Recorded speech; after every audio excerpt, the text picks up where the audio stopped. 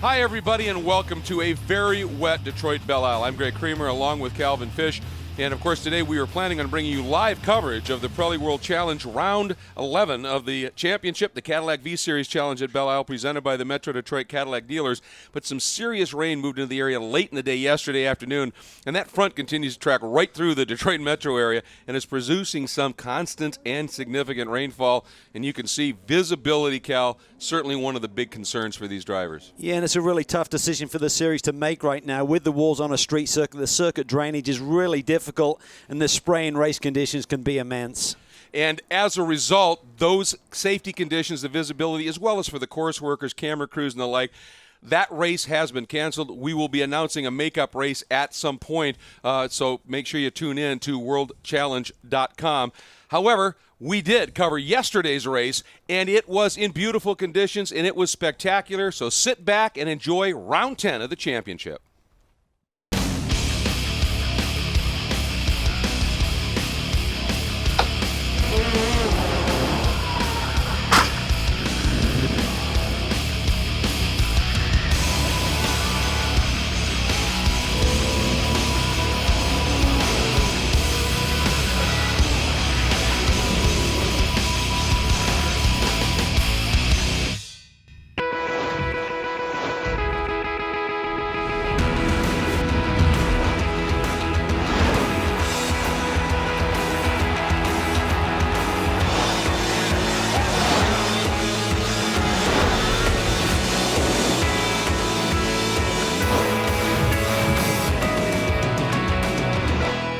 Some of the world's most exotic motor cars return to Motown. It is time for the Cadillac V-Series Challenge Detroit Grand Prix, presented by the Metro Detroit Cadillac dealers. Hi, everybody. I'm Greg Creamer, joined as always by Calvin Fish. And I'll tell you what, Cal, we return to Motown. A prestigious event, to be sure. Halfway point of the season, the points battle couldn't be closer, but the guy who's second in the points is gone. He's got a prior commitment at Le Mans. Opportunity for everybody behind him. Absolutely, Greg. Ryan Dalziel is not here this weekend. You would think that would allow our championship leader, Olivier Beretta, a little bit of breathing room. He can't afford to relax. Johnny O'Connell is on a tear right now. That double win up in Canada at Canadian Tire Motorsports Park puts him definitely back in the hunt for this championship. He has great history here on Belle Isle, 5 wins in the last 3 years. And don't count out the Frenchman. Kevin Estre, sensational this year, and that McLaren is always quick. Yeah, they are all spectacular, as is this circuit. It lives up to the billing, folks. To give you an idea of what it's like to run around here, let's get on board for our Porsche track preview, the Effort Porsche of Michael Lewis. Hi there, this is Michael Lewis here with the Porsche track preview from Detroit Belle Isle. We're going to get right into it. Turn 1 comes up pretty fast from that start-finish line. A nice right-left complex, third gear, over a huge rise. We have to make sure the car is straight over that rise, down through this long back straight into turn 3, good passing zone. So we're just trying to prepare for the braking, which is around 400 meters. Get into the corner quite early, get good rotation. Second gear on the curve a little bit, up through the gears to third, back down to second for turn 4. Pretty fast, a little bit faster than turn 1. Now we're getting into the tight stuff. Into turn 5, turn in early, use the camber of this road here in Detroit, up through the gears, and using the Porsche grip in the rear to get a good exit onto this long back straight, which is leading into turn number 7. So this is the only place we really get to rest here in Detroit. Coming down through this long back straight, waiting for the left-hander to open up, and you can get a good look into the braking zone. Braking just around 400 meters, in early, second gear corner, and up through the gears to third gear, maybe back down to second for this left-hander, which is the Porsche turn of turn 9. Back up to third gear, doing a lot of gear changes here. Long left-hander into turn number 11, which is just coming back onto the final part of the course. Big bump, off camber on the exit, up through the gears to fourth, back down to third, maybe second to get some rotation, braking around 200 meters. And we're coming into the final corner, just a lift in third gear, and let her rip down this little short chute onto the front straight, which comes up pretty fast. And here's the final bend, which is a right-hand kink onto the front straight. You just did a lap of Belle Isle with Michael Lewis, and this is your Porsche track preview. Well, as you can see, folks, for a street circuit, this one is quick. It's got lots of great challenging corners, but Cal, there's one in particular that's crucial. It's our stop tech braking zone. It is, Greg, and it really gets set up through turns 1 and 2. Very high speed chicane, then down the straightaway about 150 miles an hour as they hit that metal pedal for our stop tech brake zone. It's easy to bait someone down at that inside and then try and do the over-under on the exit to turn 4. We should see a lot of action here today. since they've added that corner, it has added something special in terms of overtaking and excitement at this track. Porsche race analysis, Cal. The track still counted at 13 turns, still listed at 2.386 miles, but they've made some changes. They have been a lot of concrete work done since last year. Tried to smooth out the racetrack, but it's still a little bit bumpy out there. I think a big change is down into turn 7. Another great overtaking opportunity. It's much wider there. Should see a lot of action there today as well. So now let's take a look at our Pirelli storylines, Cal, and we talked about the fact that Dial's not here, but the guy that they brought in to replace him, I mean, this guy could be a real spoiler. Absolutely. That guy is Renger van der Zande, the Dutchman. Now, Dial's not going to score any points here this weekend, but Renger has shown the speed this weekend to take points away, some of those big points from the championship contenders. And in the GTA class, right now, Enrique Cisneros leads the points in the Momo Ferrari. But the interesting thing is Brian Heitkotter has pulled a hat trick in the last 3 races. He's on a tear right now. That Nissan is really quick, and Brian's doing a tremendous job. Everyone's looking over their shoulders in that GTA class. Yeah, it's going to be a barn burner there as well. Now, you know, this event very much about Cadillac. This is the home of GM. But there's a reason that Cadillac is in the Pirelli World Challenge, and it has everything to do with the old cliche, race on Sunday, sell it on Monday. As excited as we were to debut the race car, as excited as we are to debut this ATS-V. It's really our first ever high-performance compact luxury sedan and coupe. So couldn't be more excited to bring this to market. It is absolutely a performance killer. We made the decision to move to the GT3 format and do a new race car. One of the things we said was vital is that we race the same engine that our customers will be able to buy in the production car. It's 464 horsepower out of a twin-turbo 3.6-liter V6. This is the 3rd generation of our V-Series, and the ATS kind of represents an expansion of that. We've always had the CTS-V, now we'll have both an ATS-V and a CTS-V, and with each subsequent generation, the cars have gotten stronger and stronger, more sophisticated technology, better integration in chassis dynamics, and are really there to take on the best in the world and win, just like we do on a racetrack. Proving luxury and performance with an eye toward the consumer. That's what the program's really all about, Cal. It's another thing that's important here at this track. It's the VP Racing Fuels acceleration zone. You see those cones sitting out there? Well, Cal's going to tell us how that system works. On restarts, the lead car under yellow may begin accelerating at the cone 100 yards before the start-finish line. When he or any car reaches the second cone 75 yards before the line, the green flag will come out and everyone will unleash their VP Racing Fuel. Thanks, Cal. You know, everybody runs on Pirelli tires here, and as we heard earlier from Rafael Navarro, he said they're in this series to not just promote confidence for the driver, but safety for consumers. As the official tire of Pirelli World Challenge, we're here maintaining our relationship with the OEMs, with the race cars, the drivers, obviously providing tire service for all the teams, and let's say maintaining our vigilant look after the tire use. The driver can count on reliability and durability from the product. We've learned our way around all the tracks in North America. We know the compound that works. We have to hit a wide performance window for the product, not only for their particular car, but for all the cars in the series. This is an evolution of a product that's been developed for North America. The product is well vetted, performs quite well at any track we go to. When you're in racing, you know, the main thing you want to shoot for is consistency, reliability, familiarity. So you take that out of the equation for the driver and let the driver then focus on the car, the setup, his driving style. That's what we shoot for. We don't want to add complications to the drivers, the teams, etc. A great partner, no question about it. As we see the grid starting to roll here, Cal, you see an absent car out there, one of the guys we thought would be a key player. Yeah, Renger van der Zande subbing for DL, had a huge hit in turn 2. Car was destroyed and won't race today. When we come back, we'll set the grid and have some interviews. The Pirelli World Challenge on CBS Sports Network is brought to you by Pirelli. Power is nothing without control. And by the Cadillac V-Series, the first ever 455 horsepower 2016 ATS-V Coupe and Sedan, and the all-new 640 horsepower CTS-V Sedan. The Pirelli World Challenge on CBS Sports Network is brought to you by Audi. Truth in engineering. Visit AudiUSA.com or schedule a test drive today. By the Bob Bondurant School of High Performance Driving, official driving school of the Pirelli World Challenge Championships. and by Ferrari. Welcome back to a beautiful Belle Isle for the Cadillac V-Series Challenge presented by the Metro Detroit Caddy dealers. The grid, because of Ranger's accident, now set by points. They couldn't complete qualifying. Jeff Lepper is down amongst that spectacular field of cars with our Motul Pole Award winner in GT.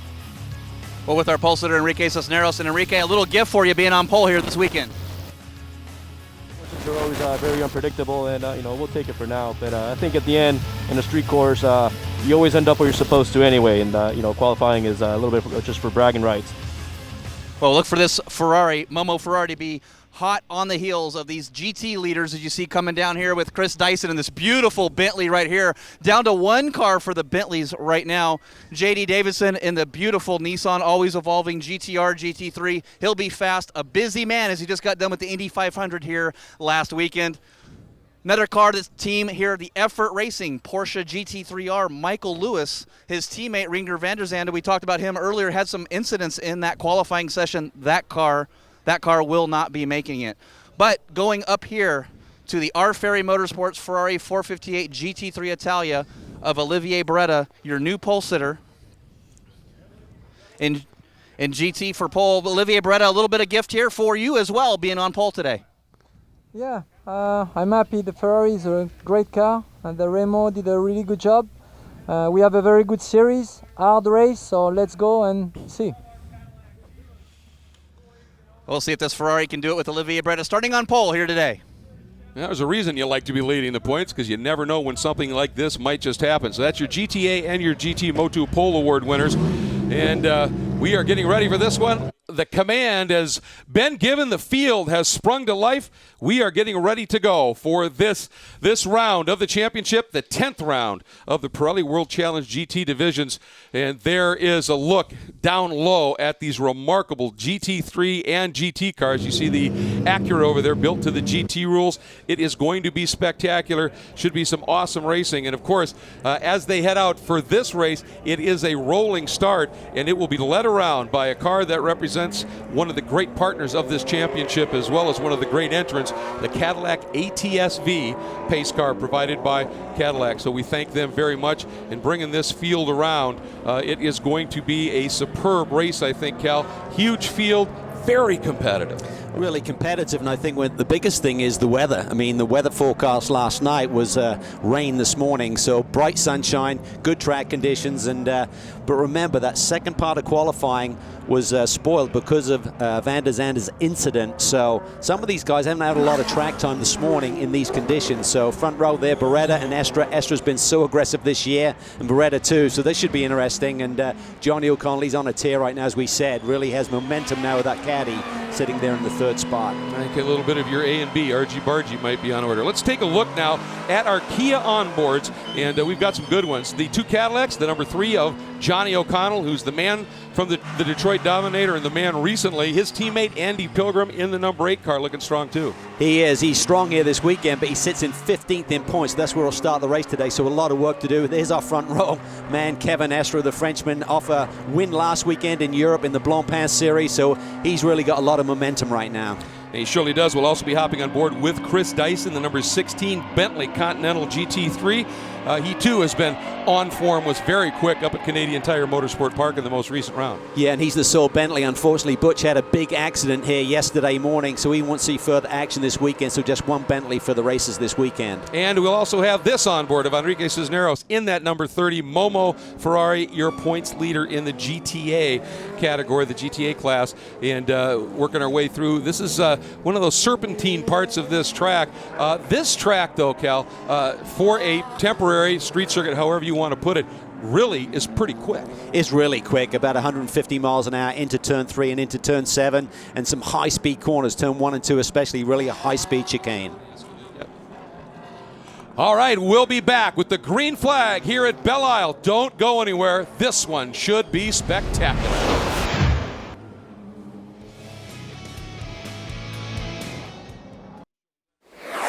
The Pirelli World Challenge on CBS Sports Network is brought to you by Motul, official lubricants of the Pirelli World Challenge. And by Porsche. There is no substitute. Welcome back, everybody, and we are well underway with our pace lap. So looking forward to this one getting going. And again, that front row, you talk about controlled, sometimes not so much aggression. It's going to be spectacular. Take a look at the top of the screen. That's your starting lineup, again, based on points. So look for your favorite driver, your favorite manufacturer here with this amazing collection of both drivers and machinery and teams, quite frankly. I mean, some top-tier teams part of this series this year. Yeah, it's just been spectacular when you look at the machinery that's on the grid and about to take battle here on the streets of Detroit. Is sensational, and I really like the look of those Acuras here. We saw them on street trim at St. Petersburg be very competitive, and both PD and Ryan have shown some pace here this weekend. I think it's a good point. With that on and off rain we've had, every time they get some rubber on the track, it's washed away, and that plays into all-wheel drive. Well, they were praying for rain, like pure rain, because all-wheel drive vehicle, they certainly have an advantage over the field with that, but even so, with the track cleaned off, as you said, not as much rubber down after heavy rain, they could be in good shape here today. 50-minute timed event here for this 10th round of the championship. Lights out on the Cadillac ATS VR. And also just want to mention at the back of the field, the Cadillac Escalade, our safety vehicle, also provided by our partner Cadillac.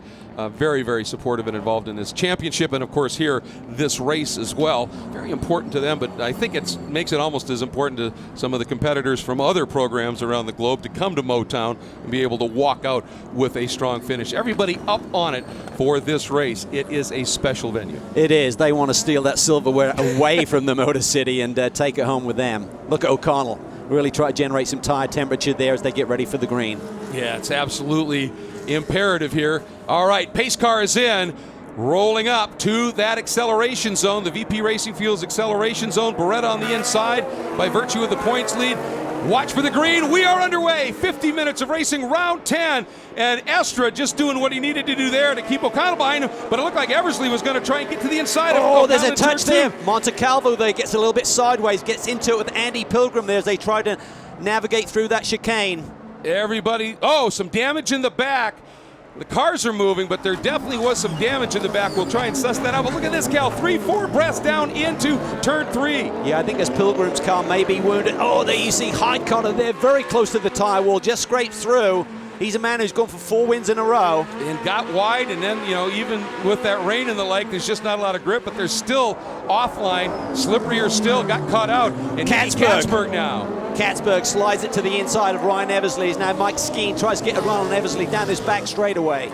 And it is warm here right now, so that's certainly going to help tire temps for these GT3 cars. The Acura normally comes alive in terms of tires much faster because it's a bit heavier.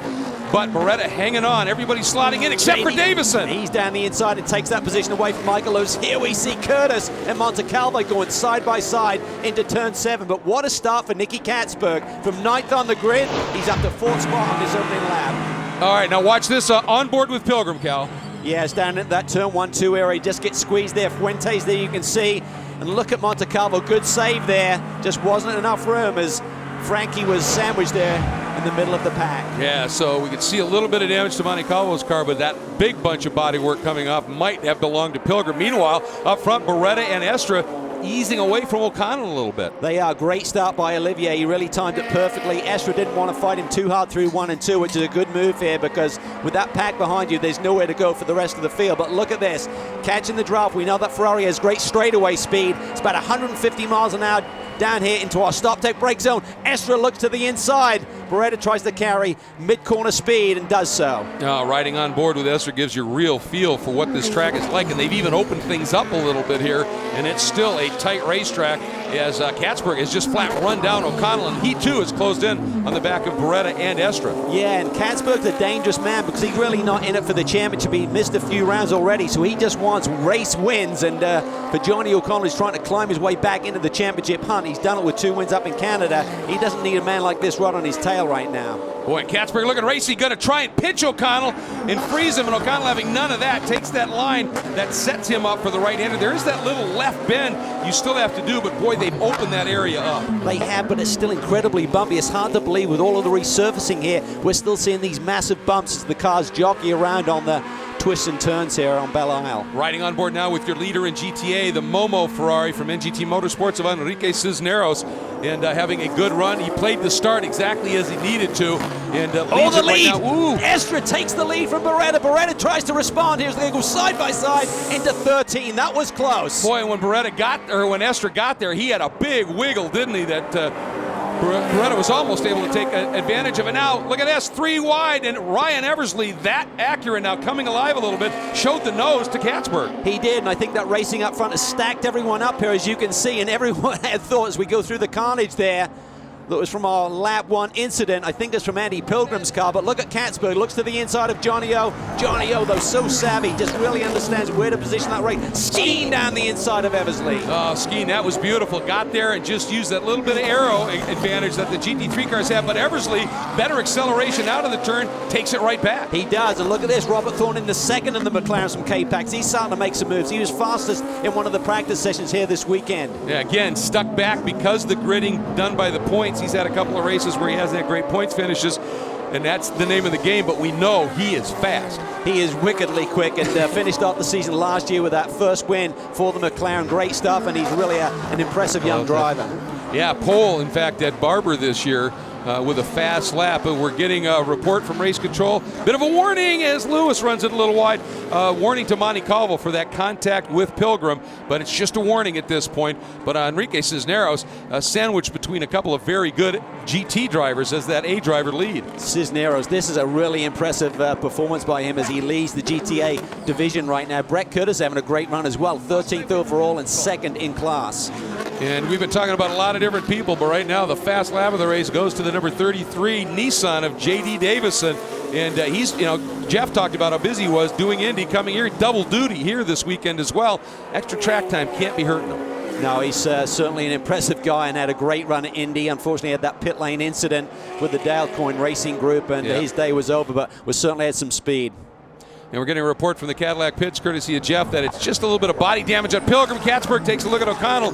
So Pilgrim able to continue, and pretty fascinating stuff. The guy that's impressing me right now, too, Cal, back at 13th, but second in GTA is Brett Curtis. That Turner Motorsport BMW and Brett himself have really stepped it up. They really have. They've been working with Dane Cameron, who won the GTD championship last year with a similar Z4, and he's been coaching him. He was up in Canada. Hasn't been working with him this weekend, but that Z4 has great handling ability. It just struggles a little bit on the straightaways, but this circuit is all about handling, and certainly doing a great job. Very impressive by Brett this weekend.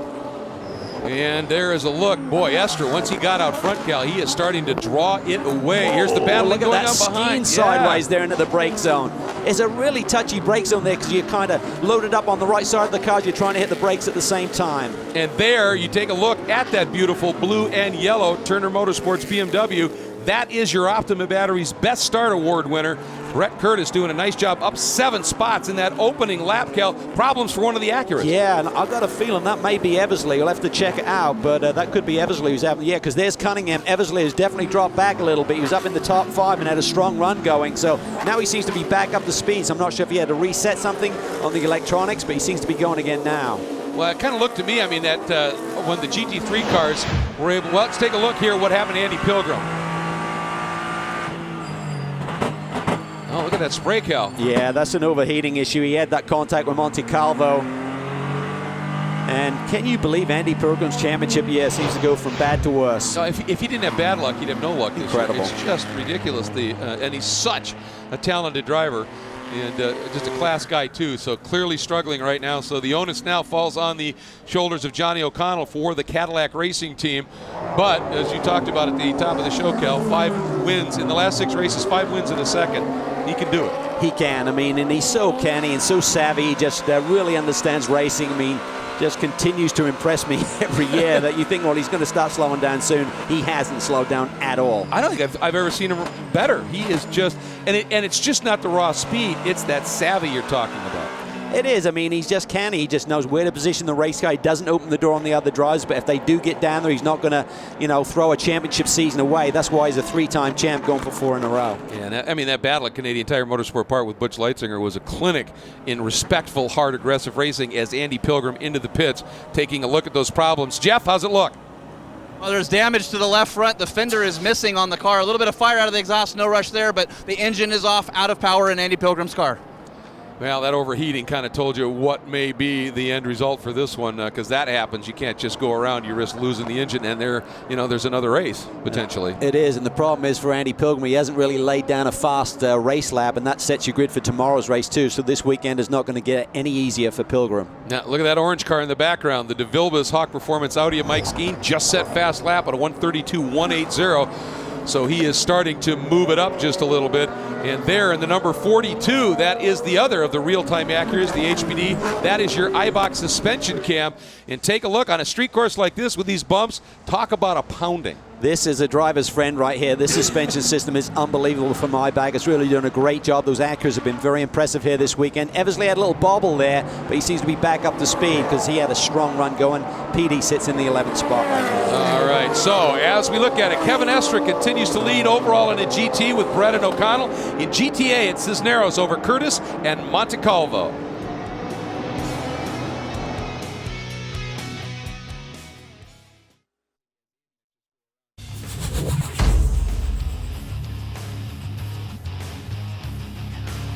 Welcome back, folks, and there is a sad sight to see just a moment ago. Andy Pilgrim getting out of that beautiful number 8 Cadillac ATS VR, done for the day.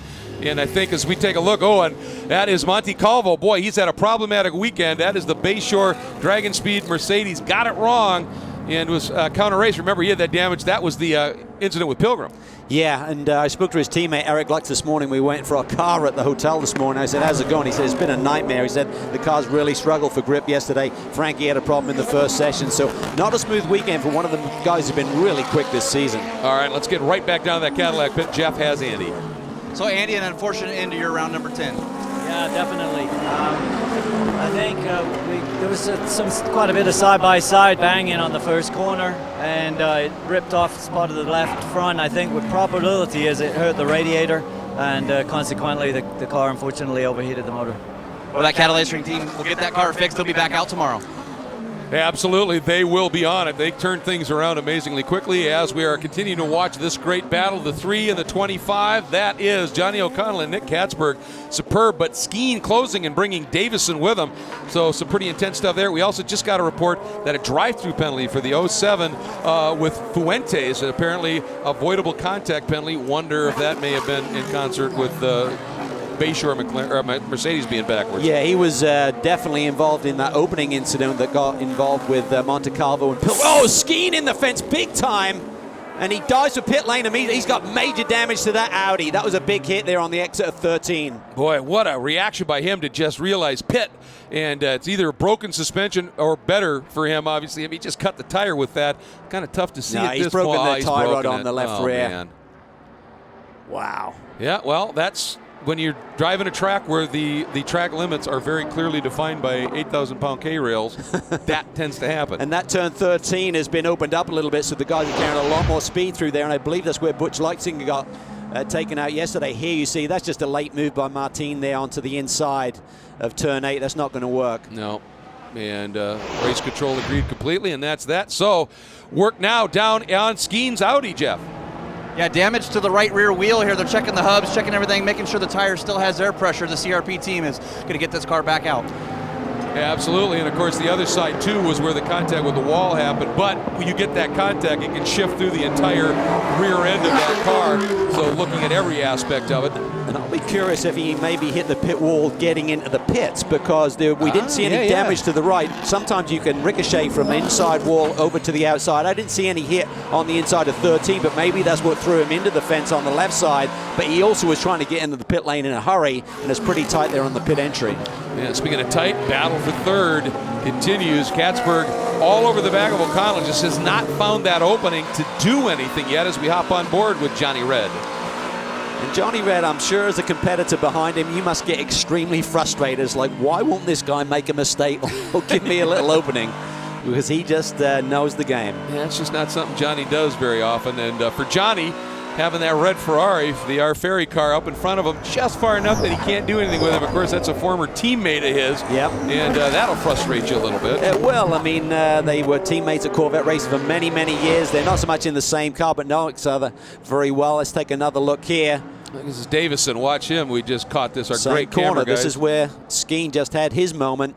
And they're just carrying a lot more speed through there now, Greg, because they've pushed the apex back in turn 13 and widened the radius. Katzberg, he gets into O'Connell. O'Connell saves it. Here comes J.D. Davison trying to take advantage. No, and O'Connell, he may be wounded. Well, now he's back up to speed. And Katzberg paused. I think he realized, that could be a penalty, but O'Connell didn't get going very fast. But since J.D. Davison was not part of that, he just jumped on the opportunity immediately. Well, sometimes what the race stewards will say is if you take a position with a little bit out, here we see P.D. Cunningham. Oh, boy. More problems for the Acura boys. Just a struggle here as he is in 7-time champion in the Pirelli World Challenge with this brand new, starting midway through the season last year, Acura GT program with the TLX. Won here back in 2001. Katzberg gets that Lamborghini up to the 3rd spot as now O'Connell is feeling the heat from Chris Dyson. Boy, and Katzberg, that little bit, he's got some damage on the front of that car, and that's in that radiator area. Oh, and here comes Dyson on O'Connell. Yeah, maybe O'Connell's wounded a little bit now, some damage to that Cadillac. What I was going to get to is with Katzberg with a little bit of bump and run. Sometimes they say give the position back, but that was hard because J.D. Davison was in the mix as well. Yeah, exactly. I mean, I really think Katzberg paused trying to do the right thing, but then when JD just came steaming through, he had to went, go. well, I gotta go. Look at the porpoise in there on the aero on the front end of that Lamborghini. That could be a major problem before the end of this race. Yeah, it's funny sometimes when something happens like that and then karma takes care of it for you. And yeah, for Katzberg, what a great add to the series. He hasn't been able to run every race, but when he's here, he has been spectacular and always exceptionally fast. And whatever the case, it's definitely taken the sting out of Johnny O'Connell's tail right now because he seems to be dropping a little bit in terms of his pace. Maybe he can hang on here for a top 6 position, but not a great day for Johnny O as you see the front splitter on that Lamborghini really bouncing around here.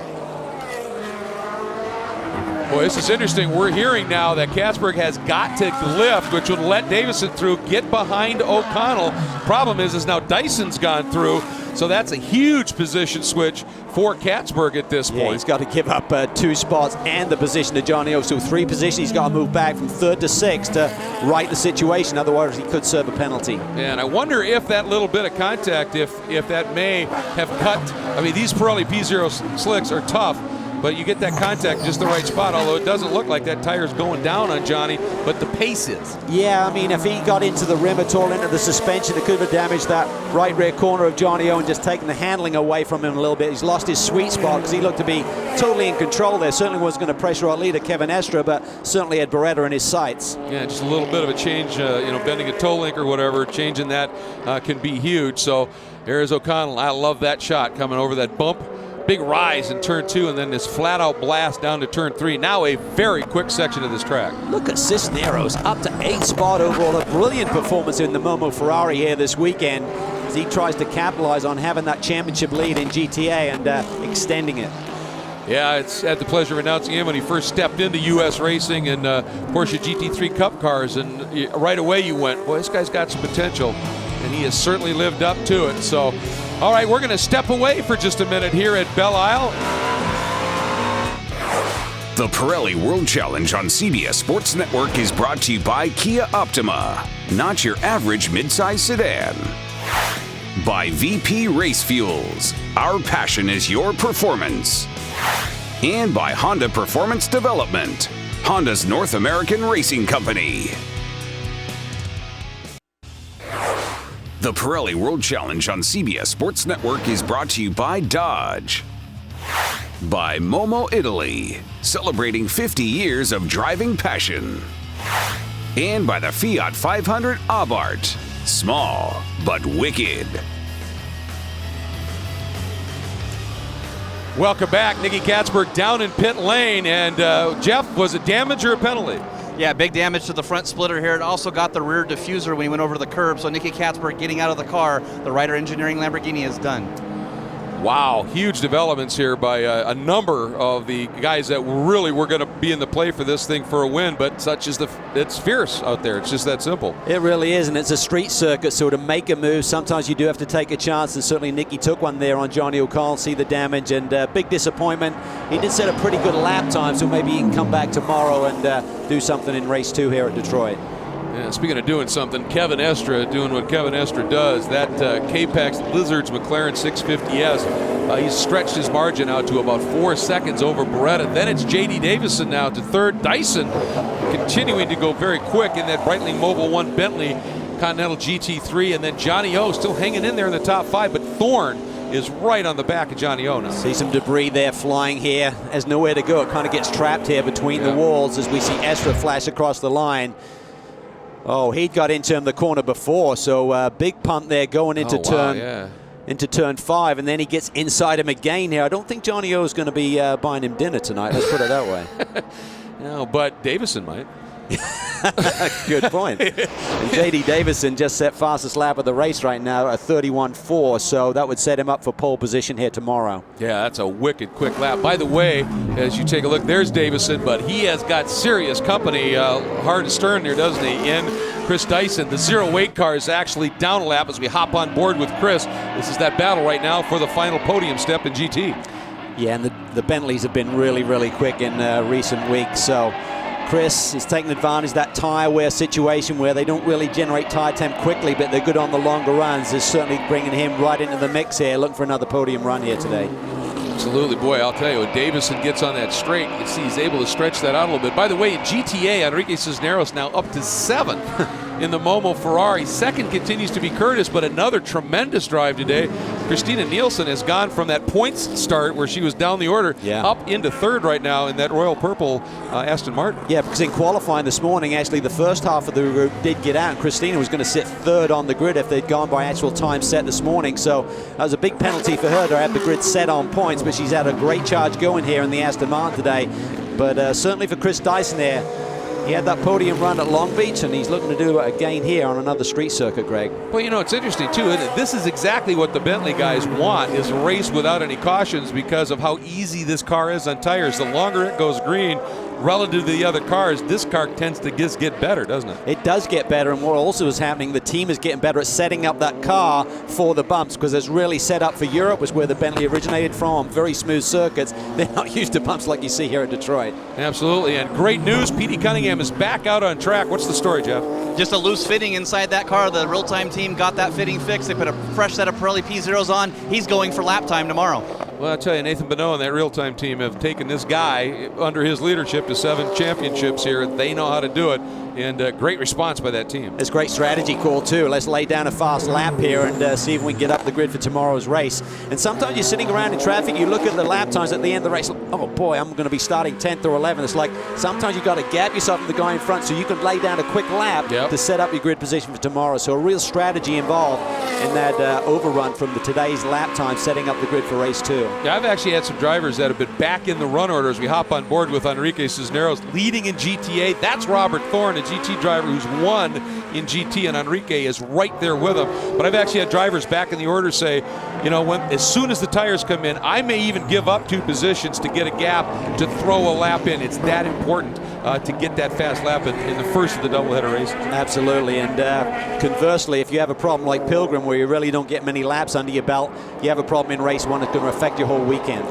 Absolutely. I mean, it's that crucial. But great to see Petey out, and coming up behind him is your overall race leader in that McLaren, number 9 from K-Pax and Flying Lizards, Kevin Estra, the Frenchman, and what an impressive driver he is. A tremendous add to the series, as so many of these drivers and teams are. Now, I mean, we talked for years about the world, and Pirelli World Challenge was the manufacturer representation. But now it's the teams and the drivers that are coming from everywhere to be a part of this championship. Well, absolutely. You got Beretta, who leads the championship. Of course, such great history there, driving the Ferrari for Remo Ferri. Davison from Australia. You got Chris Dyson, who's the first American-born driver in the field here today, sitting in the 4th spot. But great diversity with the international countries that are represented here. But certainly for Kevin Estre, he's been such an impressive addition to this championship this year. He puts it all on the line, very aggressive but very fair. When you watch him attack a race course, it's amazing. First time here at Detroit and he's leading. Well, speaking of watching him attack a race course, how about we hop on board and Cal, take us around with this great onboard look. Well, here we are. I believe we're coming off turn 11 here, setting up. You can see the bumps there. Got to get on the brakes here, down a gear or two. Quite tight here. This next one, this is where we're seeing some action here where Skeen hit the wall. They've taken that apex corner and put it back a little bit, and it widens out the radius. Then down here, it's been widened a little bit. New concrete has been set since last year. You can see there from the onboard camera how the car's jockeying around, and then really high speed through this section, about 90 miles an hour through here. Then watch the brow as you come through turn 2. Literally launches you over there. Going to use the TC a little bit, try and settle down the back end of that McLaren. Boy, it is spectacular. Here's that new run they added actually just a couple of years ago, this flat-out blast down into turn 3. It's a great overtaking opportunity to enter our stop-tech braking zone. Then it tightens up here. You got to be patient through here. Can't afford to make a mistake. I love the fact there's some nice curves on the inside of these corners, allowing you to use the suspension a little bit to get over those. Just don't hit them too hard, but you can just kind of touch them a little bit. This is a critical corner here on the back straightaway. Yeah, huge to get this long run down here. It's winding, but it's just flat out, isn't it? It's flat out, and it's very tricky there as you come down in the turn 7 brake zone. You got that little kink, then big bumps there as you're trying to settle the car down and get it rode down for turn 7. There's a look at that battle over third, that teal and black Nissan Nismo GT3 machine of J.D. Davison and that beautiful Bentley Breitling Mobil 1 Continental GT3. Chris Dyson continuing to duke it out for third. With Dyson sitting there. Just missed the apex a little bit. So I know at Mosport they missed the tire pressure setup on the Bentley, and when we thought they were going to start going forwards towards the end of the race, they ended up backing up a little bit. So they're still learning. I mean, it's a notebook that you gradually build throughout the course of the championship season, and they're really starting to find the sweet spot with that Bentley. Boy, they are. Up front, it is Estre leading overall and in GT with Beretta in second, who just set fast lap of the race. Davis in third. In GTA, Cisneros and Christina Nielsen has caught Brett Curtis. The battle on for third and second in GTA.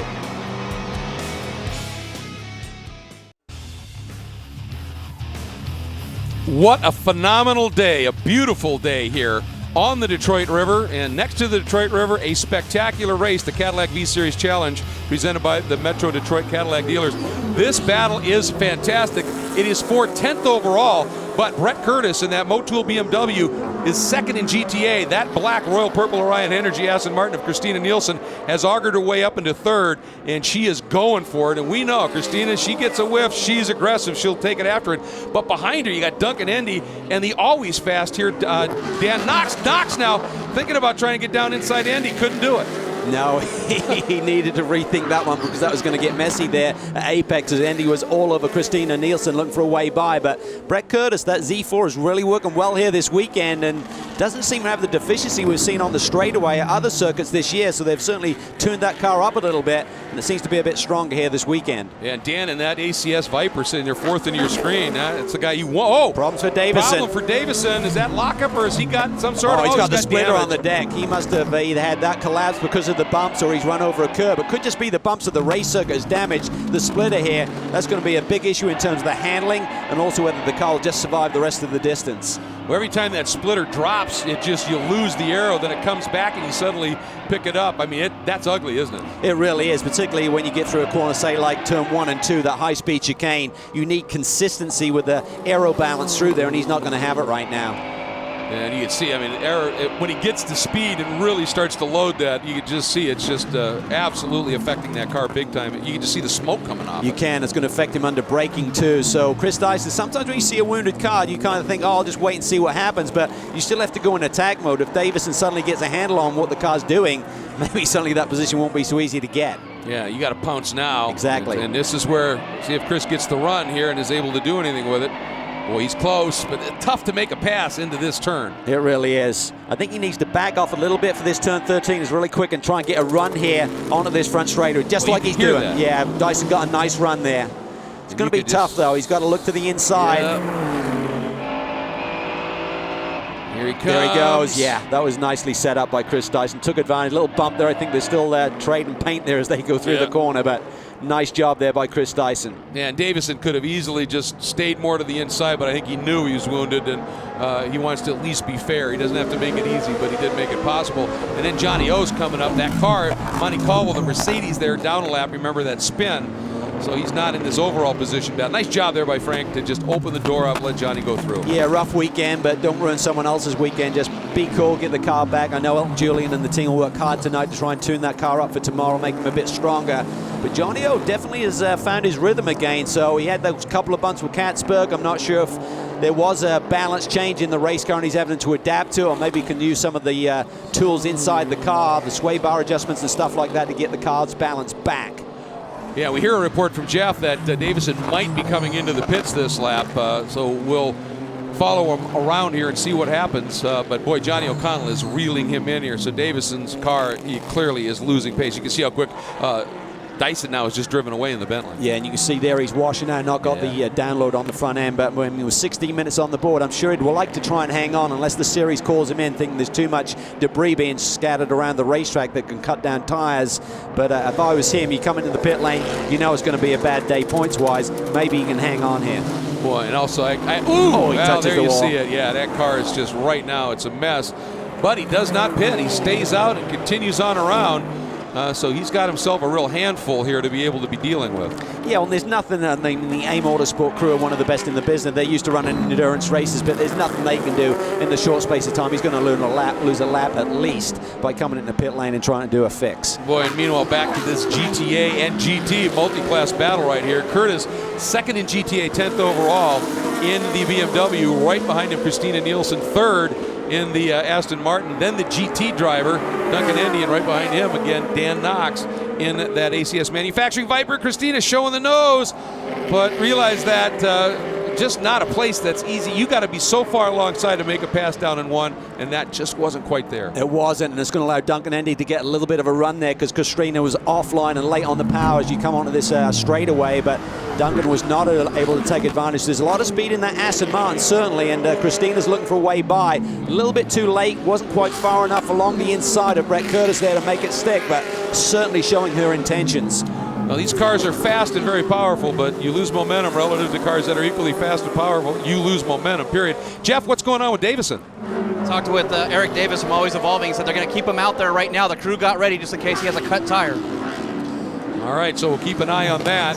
And he's going to be keeping an eye, I think, ever more closely on those mirrors. He's got a lot of traffic coming up behind him. And one is Monte Carlo down lap, but then Thorne's coming quick too, Cal. Yeah, Thorne is laying down some pretty nice lap times right now. So both McLarens are working really well from K-Pax as they continue a very impressive season. Estra looking for his third win on the season. And Thorne is having a nice run up here through the pack up to the 6th position right now. And Jeff, we see Martin Fuentes into the pits in the Hublot Ferrari. Absolutely. That left rear Pirelli P0 tire cut down from debris. They got a new one on there, and that Scuderia Corsa team got him back out. Well, a rough race for him here as well. Again, one of the major players in the GTA points right now, but this weekend just not clicking for him. Yeah, and we talked about the debris being scattered around the racetrack. Davison's car, for example, is hitting every lap on these big bumps, and it's going to send out these little shards of carbon fiber, and suddenly, if you're unlucky enough to catch one of those with a tire, it can cut you down. That's maybe what happened to Fuentes. Meanwhile, enjoying the ride on board with Kevin Estra. What a race he's putting on, continuing to lead, but Beretta's taking 2 seconds out of that margin. The battle might just be on. Stay with us. The Pirelli World Challenge on CBS Sports Network is brought to you by Replay XD. Life's in HD. Replay it. By Ford. Go further. And by Optima Batteries, the ultimate power source.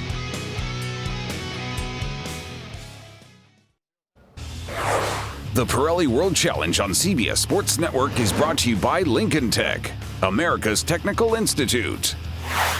By TireRack.com, revolutionizing tire buying since 1979. And by Torque.tv, your new home for motorsports online.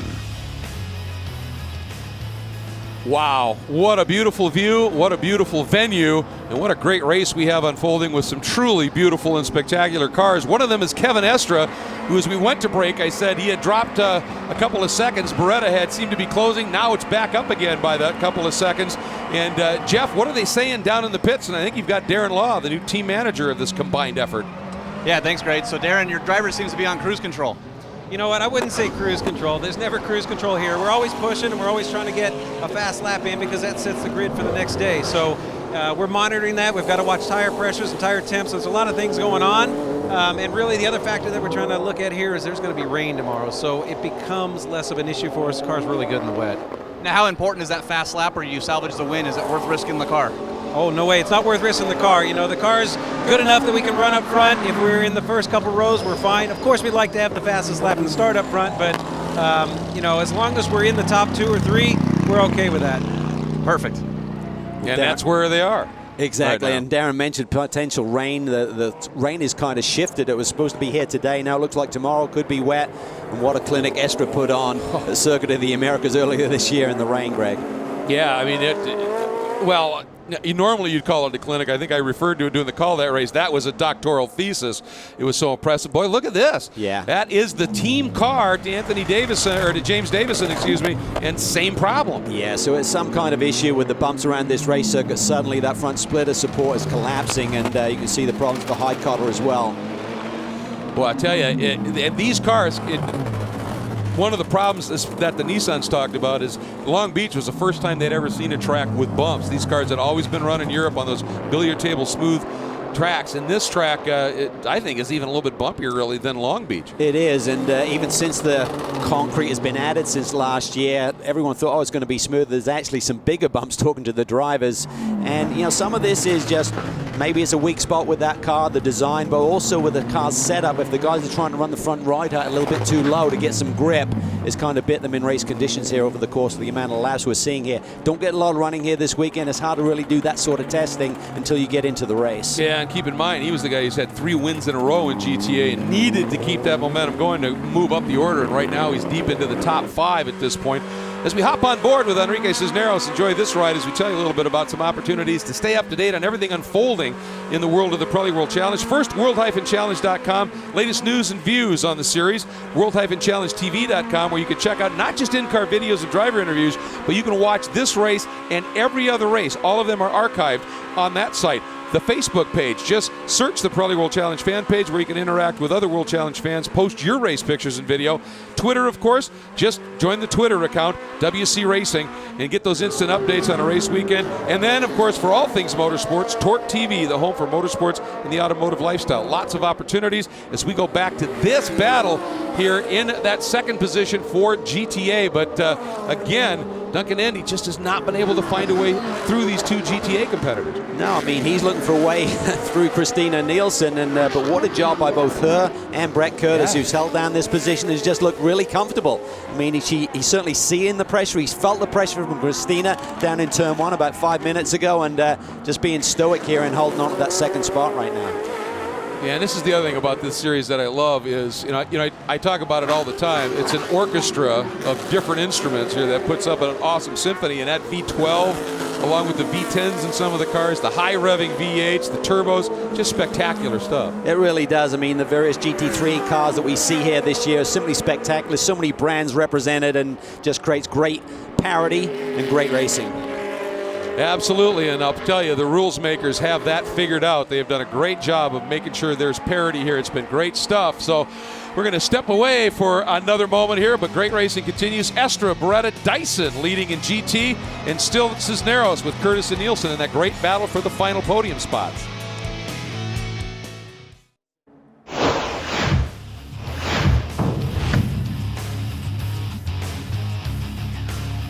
Welcome back to the Cadillac V-Series Challenge Detroit Grand Prix, presented by the Metro Detroit Cadillac dealers. 10th round of the Pirelli World Challenge GT and GTA Championships. Greg Creamer along with Calvin Fish, Jeff Lepper down in pit lane, and we're taking you now right to the checkered flag in this one. And Estra, as Darren said, I wouldn't say he's in cruise mode, but he certainly is controlling things right now. He really is, and he's been banging out laps right around his fastest lap of the race, which is a 131.5, but looking at the times right now, I think he's going to be about 4th or 5th on the grid tomorrow, so he'll have some work to do. So again, that carrot is out there. How much do you put it on the line to try and get a fast lap here when you pretty much got the race under your control to talk about and discuss your starting position for tomorrow? Tough call. Yeah, absolutely it is. And, first 2 rows is good, but you say 5th, 6th, now you're 3 rows into it. That's where things can happen on a start. And remember, the second race is a standing start, too. McLarens have been unpredictable, let's put it that way. And you have a bad start, suddenly you could be 8th, 9th going down into turn 3 halfway through that first lap. So it's things to think about, and maybe you can just back off. He's got a nice almost 7-second lead now on Beretta. If you could maybe just cool the tires down for a lap and give it one more crack, see if there's anything left in the barrel. Well, knowing Darren and knowing Kevin, that's being played out in both their minds. What do we need to do here at this point? As we complete this lap, we will have 3 to go here in this 10th round of the Pirelli World Challenge GT and GTA Championships. As some serious action here, a little bit further back in the pack again. Frank Montecalvo just have a tough weekend, but I believe that is the number 21 Global Motorsports Group Numerics entry. David Welch making his 2nd start of the season. Had a great run at Long Beach for that team, then wasn't able to race for a little bit. Nice to have him back. Yeah, it's great to see that team and him back on the grid. So hopefully we'll see a few more outings this year. This battle is not going away as Brett Curtis continues to hang on to that 10th spot overall and 2nd in the GTA class. But Christina Nielsen wants it from him in the worst possible way. Huge. By the way, speaking of Global Motorsports Group, shout out to James Safronis, who's the team principal, one of the most experienced drivers in this championship. Would love to be here. A little incident in the shop and hurt his foot, so he's not able to be here today. So I'm sure he's fascinated watching what David's doing. We certainly miss you here, James. But boy, what a battle this continues to be. And Christina, a few laps back, we saw her. She showed the nose in a tricky spot in 1, but she just has not been able to get that Aston Martin far enough up the inside anywhere here to make the pass stick. Part of it is I think she's got her eye in those mirrors because of that red Ferrari. Yeah, and I think Indy maybe has a little bit more lap time in his car. You can see him probing, and I think if he had a clear track ahead of him, he may have a few more tenths over the guys in front, but it's just tough to pass, and he's playing it clean. He's not trying to take any chances. And as perfect as Estra's been thus far in GT, Enrique Cisneros has been the same in GTA. He has been just superb here in that Momo Ferrari. Hasn't put a foot wrong, and you can see how impressive that is. Ryan Eversley's rebounding, a little bobble early in the race, seemed to just lose power or something was amiss, and he regrouped and got back up to speed. But the fact that Cisneros is splitting Lewis and Eversley, guys who have been right up in the top 5 for most of this championship season, is saying something. Yeah, and a bit of a story here. Now back to 14th overall, Johnny O'Connell. So he'd been up in the top 5, and while we were in break, something happened to O'Connell, and he is back in 14th. Maybe a legacy of that little bit of contact earlier, but something's not right. And the Detroit Dominator, Johnny O'Connell, struggling. So not a good day today for the Cadillac Racing boys. But for Kevin Estre and the K-Pax Flying Lizards McLaren team, just superb. Yeah, and I wonder if O'Connell's actually hit pit lane. Looking at the timing and scoring, it shows a really slow lap time last time by. So maybe those problems that we thought he had have resurfaced, and Johnny O's had to hit pit lane here today. And as you're watching Estre coming up, we expect the white flag to fly. Well, there's Johnny O. And boy, I'll tell you, our TV crew is on it here. Heard us talking about it, found the onboard right away, and Johnny O is still lapping, Cal. So, car sounds okay. There's the white flag. Kevin Estre begins the final lap. And, at first glance, you look at that car and you think it's black and orange, and it's actually a very deep blue. And when the sun hits it right, it's about as gorgeous as it gets. Boy, he has just uncorked the lap, didn't he? Yeah, a 1:31.4, so slightly faster than his last lap, and I think that may move him up to maybe the 3rd or 4th spot. So 2nd row sounds a lot better than the 3rd row for the start tomorrow, and let's see what he can do on this final lap. This is really showing the true intentions of this Frenchman. He's not afraid to put it on the line, even if he's got the race basically in the bag here. He'd love to lay down his fastest lap of the race on the final tour. No question about it. And Chris Dyson as well just turned his best lap, a 1:31.347, sitting in 3rd right now. And that would looks like have him about 3rd spot as well.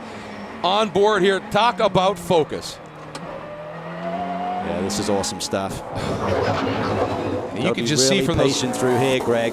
Kind of a low-speed section here as you come off the end of that back straightaway. You can see there the car just slipping and sliding as he's hunting for grip there, trying to wring every tenth of a second out of this McLaren, see what he can do on this final lap of the race in terms of fastest lap. Oh, and you can see just from those shots, looking back at the driver, the pounding these drivers. It may be a 50-minute race, but it feels like an endurance race around this track. He exits out of 13. Now up the next corner is just this uncounted right-hand bend, and the checkered flag awaits. Kevin Estre brings it home. Look at that fist pump right away out the window. Absolutely delighted, and it was a truly dominating drive. Yeah, 3 wins on the year now for Kevin Estre. We've said before, that's where the big points are. He came into this round 70 points behind Olivier Beretta. He'll make up 30 plus some bonus points here today. It'll be a lot tighter going into the second round of the championship here tomorrow. And we're on board now with your GTA leader, who's had an equally impressive run in that category, Enrique Cisneros, in that NGT team Momo-sponsored Ferrari, the beautiful 458 Italia. Same kind of car, essentially, that Beretta is driving. And all he's got to do is get through this last corner. He's got a big, big lead, Cal. Yeah, he really does. Just superb performance, really, really quick. And he gets another victory on the season. Awesome stuff. Yeah, and points leader, he just expanded that out, as you said. And now that this is its own class, now you get those big margins first to second. It's not based on the overall. Look at that, he's waving at. I think his crew said, hey, you're live, buddy, you're on board. And Enrique, I'll tell you, not only a great driver, but a great character. Just a lot of fun, and you can see it there. Yeah, just great performance, and he was mixing it up with some of the GT drivers, but kept it clean, kept his sight on the big picture, which is obviously his individual class in the victory today. Yeah, Christina couldn't quite get around Brett Curtis, so it's Cisneros, Curtis Nielsen in GTA. Beretta second, Chris Dyson turning a 131.29 on his last lap, so he set a good one. We're going to step away. You'll hear from our winners when we come back to Belle Isle. The Pirelli World Challenge on CBS Sports Network is brought to you by StopTech, the official brake system of the Pirelli World Challenge. StopTech, brake late, finish first. By Eibach, the world leader in high-performance suspension. And by Bentley Motors.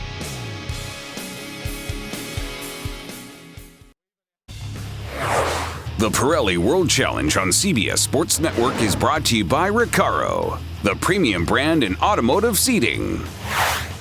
By BRM. And by Mazda, who reminds you that conviction, courage, and creativity are the Mazda way. We're back at Belle Isle. The Cadillac V-Series Challenge presented by the Metro Detroit Cadillac dealers has concluded the 10th round. Here's a look at the unofficial results.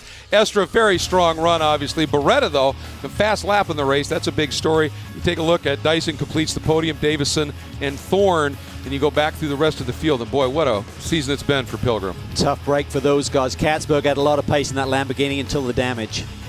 In GTA, Enrique Cisneros, a superb run. I mean, look at the margin of victory that he had there. Just awesome. Curtis and Nielsen, that superb battle for the rest of the podium. And Dan Knox, as always, a very strong run here. Well, with that, let's get back down to pit lane. Jeff Leber standing by with our winners.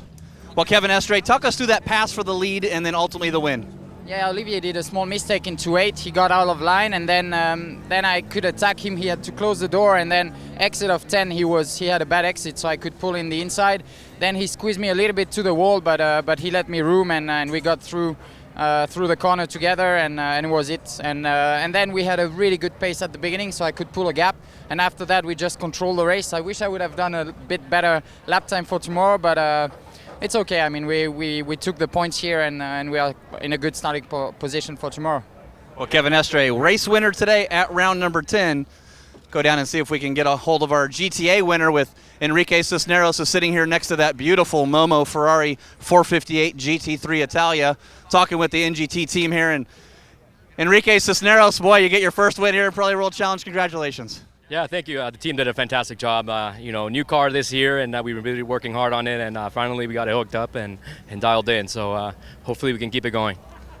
Well, guys, that was your 2 race winners with GT and GTA. It's going to be exciting for tomorrow.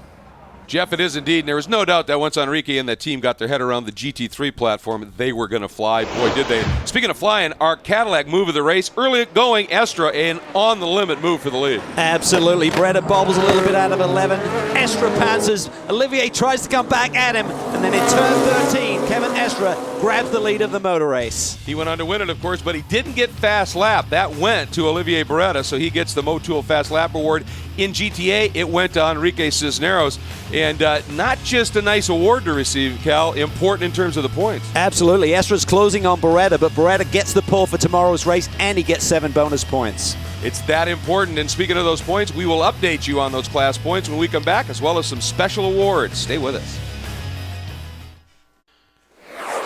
The Pirelli World Challenge on CBS Sports Network is brought to you by Nissan. Innovation that excites. By Racekeeper. And by Mercedes-AMG. Welcome back to Belle Isle, everybody. The drivers have made their way to the victory circle, and Kevin Estra, for the 3rd time this season, up to the top of the box. What a great story. Olivier Beretta and Chris Dyson joining him there. And we're going to take a look now at our VP Racing Fuels Hard Charger Award. A great story. Young Christina Nielsen and that beautiful Aston Martin up 13 spots overall during the course of the race. That brings her that VP Racing Fuels Hard Charger Award. And that leads us into our Kia Turning Point, one that involved a little bit of the old A and B, Cal. Yeah, argy-bargy for sure for that 3rd position between Nicky Katzberg and O'Connell there. Great save by O'Connell, but he lost the traction control, hit the switch there, had to recover. Davison pantsers as well. Nicky Katzberg was told to give the position back, but as we saw, he had damage to the race car anyway later in the going.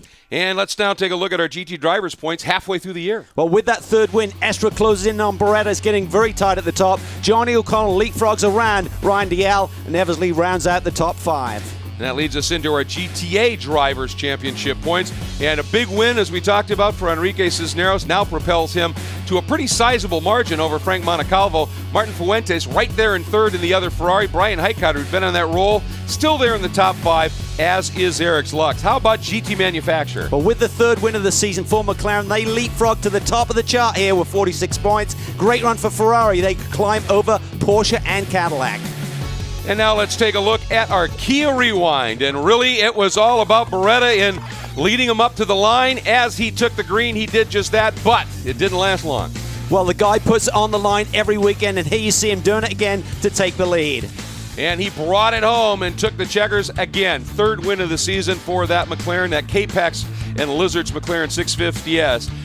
Folks, want to remind you that the next round of the Pirelli World Challenge Championships coming from the glorious Road America facility, so make sure and join us there. For Calvin Fish, for Jeff Lepper, and our entire CBS Sports Network crew, I'm Greg Creamer in association with WC Vision. This has been a presentation of CBS Sports Network, the 24-hour home of CBS Sports.